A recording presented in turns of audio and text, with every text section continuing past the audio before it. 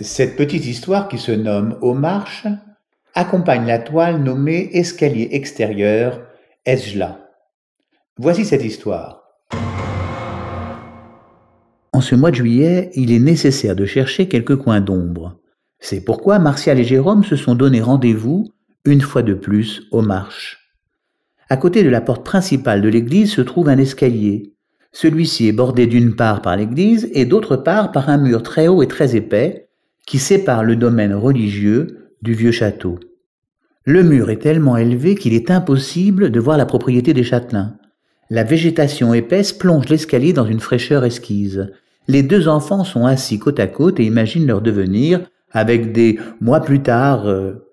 Ils ne mettent pas plus de 5 minutes pour passer de pompier à astronaute.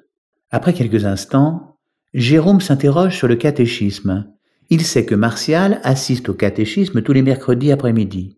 Jérôme a l'impression qu'on lui vole quelque chose qu'il ignore. Il a l'impression que la moitié de la classe participe à des réunions auxquelles il n'est pas invité.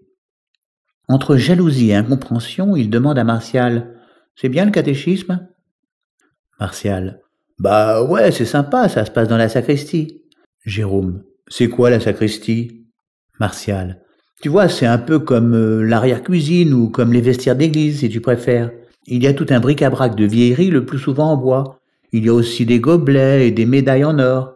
Mais certains tissus sont cousus d'or. Au milieu de la pièce se trouve une grande table, un fauteuil et des tabourets pour les enfants. » Jérôme. « Et là, qu'est-ce que vous faites? Vous mangez ?» Martial. « Non, au début on discute entre nous, tout en sortant nos affaires, cahiers, crayons, comme en classe. » Jérôme. « Ah bon ?» Martial. « Quelques secondes avant 15 heures, tous les enfants fixent la pendule. En effet, la porte s'ouvre au moment où l'aiguille des secondes est sur le 12. À chaque fois, monsieur le curé n'est ni en avance ni en retard, à la seconde près. » Jérôme. « Waouh !» Martial. « À chaque fois c'est pareil, en un tour de table, tous nos regards se croisent et nous sommes impressionnés. » Jérôme. « Tu crois qu'il y a un truc ?» Martial. « On s'est tous posé la question, en plus monsieur le curé est très gentil, il a souvent l'air plus absent que calculateur. » Jérôme. « Et alors, après ?» Martial. « Monsieur le curé, le père du Mathieu, s'assied au bout de la table à la place qui lui est réservée. C'est un très vieux monsieur habillé de noir de la tête aux pieds. Il a des cheveux partout, sur la tête, mais également certains sortent des oreilles, du nez et même du cou.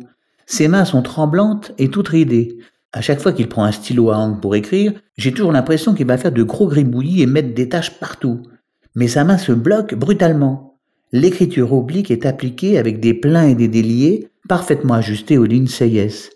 Il écrit le titre de la leçon du jour. » Jérôme. « Et c'était quoi la dernière leçon ?» Martial. « C'était l'Assomption. Je me souviens, comme je n'arrivais pas à prononcer le mot, le père Dumathier me l'a fait écrire 10 fois. Il m'a expliqué que ce n'était pas une punition, mais qu'il était nécessaire que je me souvienne du mot. » Jérôme. « C'est quoi l'Assomption ?» Martial se mit à rire, tant le souvenir de la punition était proche. Martial.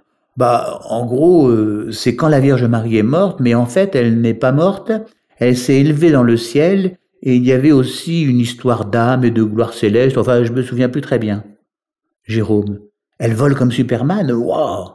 Martial. « Non plus, comme un ascenseur lumineux. » Jérôme. « Et c'est quoi la Vierge Otarie ?»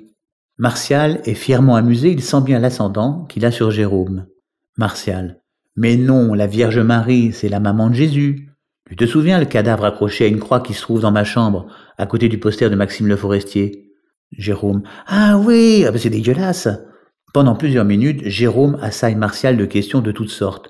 La Vierge qui est vierge, mais qui a un fils. Celui-ci a plein de copains qui sont tous devenus saints, sauf un qui aurait parlé aux Romains tout en regardant de l'œilleton. Jérôme. « C'est génial, ça pourrait faire une BD. Tu crois que moi aussi je peux aller au catéchisme ?» Martial. « Je sais pas, sûrement, le mieux c'est que tu demandes à tes parents. » Après quelques minutes, les deux enfants ont changé de sujet pour s'intéresser aux filles de leur classe. Qu'il fait bon vivre assis sur les marches des escaliers de l'église. Plus tard, le lieu de rendez-vous n'aura pas changé.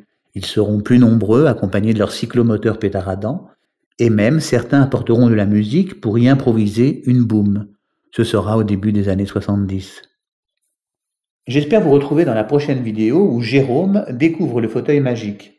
Cette histoire, qui se nomme Athée et catholique, illustre la toile nommée Le Prétoire.